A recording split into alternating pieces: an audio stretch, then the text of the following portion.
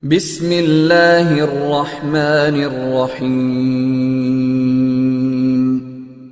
Saya dengar kata-katanya Gus Baha, dunia ini likuidasi, orang bisa gempa, bisa lahar turun kapan saja. Kalau orang yang belajar geologi tiap hari memikirkan itu, orang takutnya mati karena itu katanya. Kalau orang tahu kalau mati aja ngelindur bisa tidur ngelindur bisa mati, orang lama-lama nggak mau tidur. Kalau kita dikasih berita negatif terus, lama-lama orang jadi negatif terus, nggak ada yang lagi mau balik lagi untuk hidup normal gitu.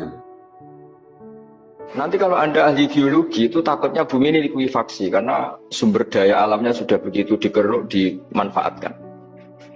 Nanti yang ahli teroris atau yang ahli ekstremis itu takutnya itu ada teroris.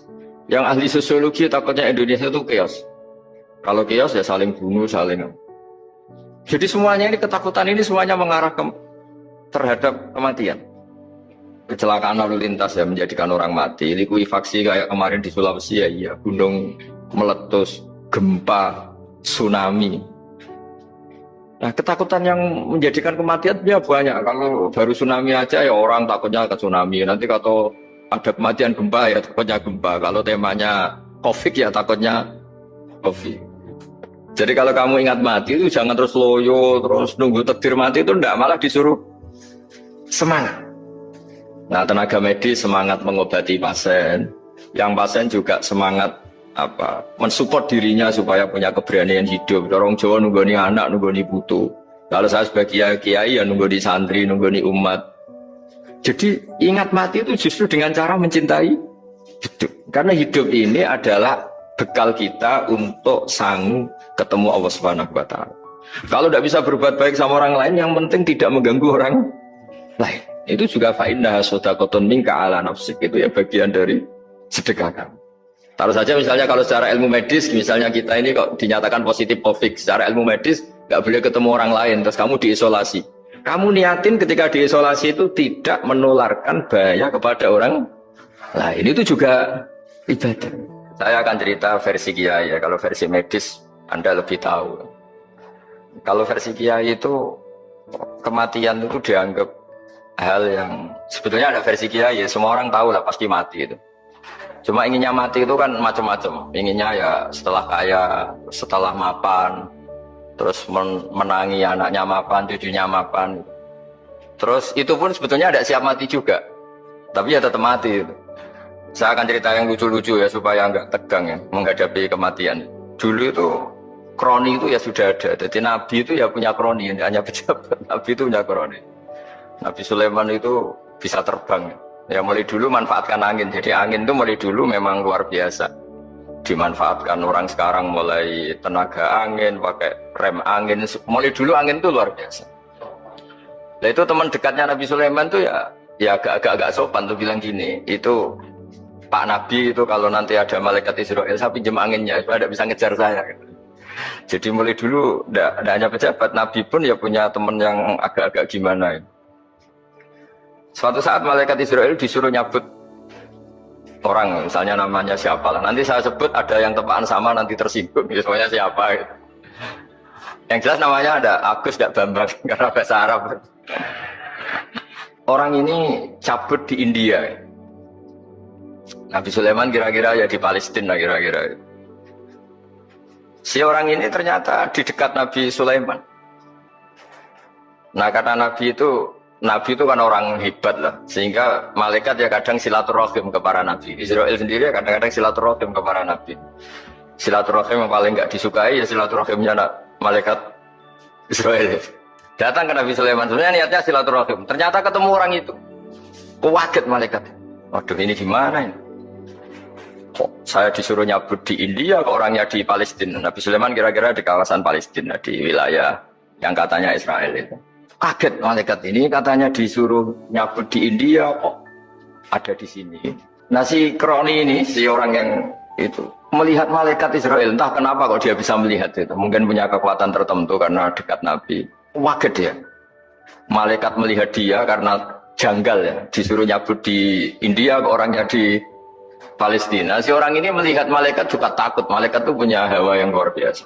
Akhirnya bilang ke Nabi Sulaiman, ya Nabi Allah tolong pinjemin saya angin untuk saat ini juga saya bisa terbang di India. Dipinjemin sama Nabi Sulaiman. Akhirnya orang itu sampai ke India. Terus malaikat senyum, seneng dia.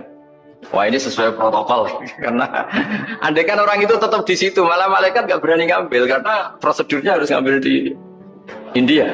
Jadi andai kan dia tetap diam di situ, sebenarnya malah gak masalah karena gak sesuai apa? Panduannya harus karena dia terbang di India, malaikat itu nyusul ya terus diambil karena sesuai apa? Saya kan memang dipesenin untuk memperkuat apa ya, nakes, teman-teman semuanya lah pasien. Tapi saya cerita dimulai dari yang seperti ini saya sengaja karena memang ya hidup itu seperti inilah. Pasti kita semua akan mengalami kematian. Cuma inginnya kita ya hidup itu ya sehat. Ya, terus kalau mati itu ya tidak punya utang karena berat nanti utang. Saya tidak tahu fikihnya itu.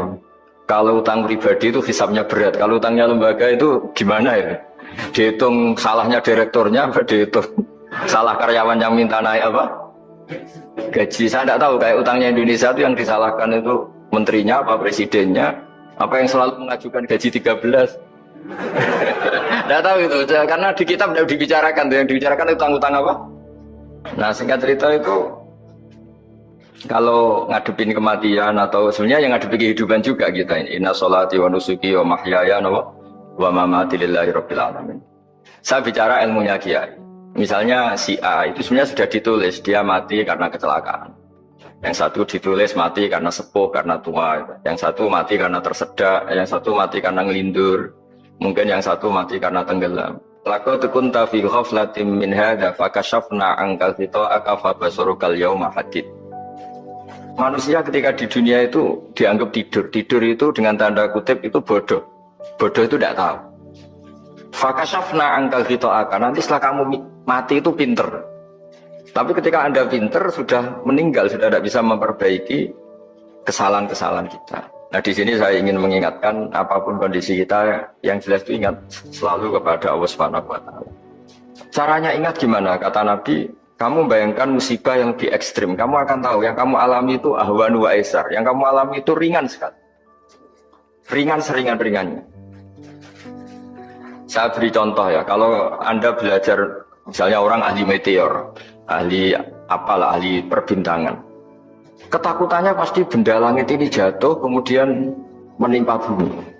Nah, ketakutan yang menjadikan kematian ya banyak. Kalau baru tsunami aja ya orang takutnya ke tsunami. Nanti kalau ada kematian gempa ya takutnya gempa. Kalau temanya COVID ya takutnya COVID.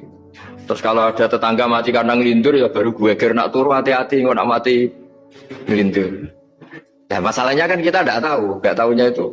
Ya tadi takutnya COVID ternyata catatannya itu mati kecelakaan. Takutnya kecelakaan ternyata matinya itu ngelindur. Kan kita tidak pernah tahu. Dari tidak pernah tahu itu kemudian agama datang dengan anjuran sudahlah kamu tawakal bahwa semua urusan kamu di tangan Allah Subhanahu wa taala. Inna sholati wa nusuki wa mahyaya wa mamati lillahi rabbil alamin la syarikalah. Yes, ibadah kita, sholat kita, hidup kita, mati kita semua di tangan Allah Subhanahu wa taala. Sehingga dengan berpikir begini ini melihat COVID itu ya kayak melihat potensi kematian yang lain kayak karena gempa, likuifaksi, kecelakaan, karena ngelindur, karena macam-macam.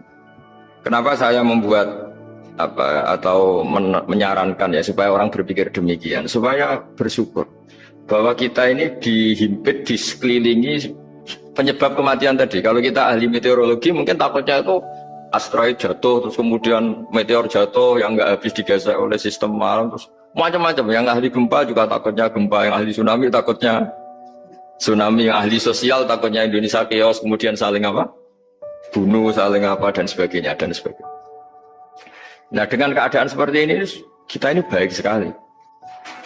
Bukan sekedar baik sekali. Kita tidak mengalami chaos sosial, kita tidak mengalami likuifaksi, kita tidak mengalami benturan benda langit di bumi kita. Karena itu sekali terjadi, bukan 1-2 lagi, tapi habis seluruh Indonesia, mungkin seluruh dunia. Nah di sini cara Allah membuat kita selalu bersyukur bahwa hal-hal itu tidak terjadi. Jadi ada sebuah ayat yang Allah selalu mengingatkan, Aamintum man fis sama ayakhsifa bikumul ardo fa idza hiya tamur. Kamu boleh sekali-kali berpikir, bumi ini justru potensinya itu likuifaksi, potensinya itu hancur karena di bawah itu ada magma, ada minyak, ada macam-macam. Ini kan di bawah ini kan ngerongkong cara Jawa itu karena diambilin terus. Piro-piro diambil ya ini ya ono masih bisa dipakai. Belum sistem bumi sendiri, wafil arti kita mutajawirat, bumi sendiri itu berupa lempengan-lempengan. Setiap saat itu potensinya geser, sekali geser ya jadi gempa. Terus belum benda langit yang potensinya juga jatuh, sekali jatuh ya habis. Jadi yang kita ini dikepung sekian potensi yang bisa menghancurkan kita. Tapi nyatanya, mulai Nabi Adam sampai sekarang tuh ada kehidupan, ada khayal. Sing Joko yang kepengen payu rabi, mungkin sing wis payu rabi yang mbok kepengen boraro, macam-macam lah. Tapi yang jelas itu, wong dikepung kematian kok ya khayalnya masih tinggi gitu. Tapi ini saya cerita supaya orang Indonesia itu ngerti lah bahwa yang ngepung kita itu tidak hanya COVID. Ta'addadatil asbabu wal mautu wahidu. Sebab kematian bisa macam-macam, tapi kesimpulannya tetap saja namanya mati. Islam itu mengajarkan aksiru min dzikri hadhimil ladzat. Kamu harus banyak ingat mati. Tapi uniknya Islam itu menyuruh ingat mati itu disuruh justru semangat hidup. Karena kita butuh bekal itu. Jadi kalau kamu ingat mati itu jangan terus loyo, terus nunggu takdir mati itu enggak, malah disuruh semangat. Nah, tenaga medis semangat mengobati pasien, yang pasien juga semangat mensupport dirinya supaya punya keberanian hidup. Orang Jawa nunggoni anak, nunggoni putu. Kalau saya sebagai kiai ya nunggoni santri, nunggoni umat. Jadi ingat mati itu justru dengan cara mencintai hidup. Karena hidup ini adalah bekal kita untuk sanggup ketemu Allah Subhanahu wa taala. Kalau tidak bisa berbuat baik sama orang lain, yang penting tidak mengganggu orang lain. Itu juga fa'innaha shadaqatun minka ala nafsik, itu ya bagian dari sedekah kamu. Taruh saja misalnya kalau secara ilmu medis, misalnya kita ini kok dinyatakan positif COVID, secara ilmu medis nggak boleh ketemu orang lain, terus kamu diisolasi. Kamu niatin ketika diisolasi itu tidak menularkan bahaya kepada orang lain, itu juga ibadah. Jadi ibadah itu gampang sekali, mudah sekali. Karena agama ini yuridu wa bikumul yusra wa la yuridu bikumul usra. Agama ini mudah bukan sulit.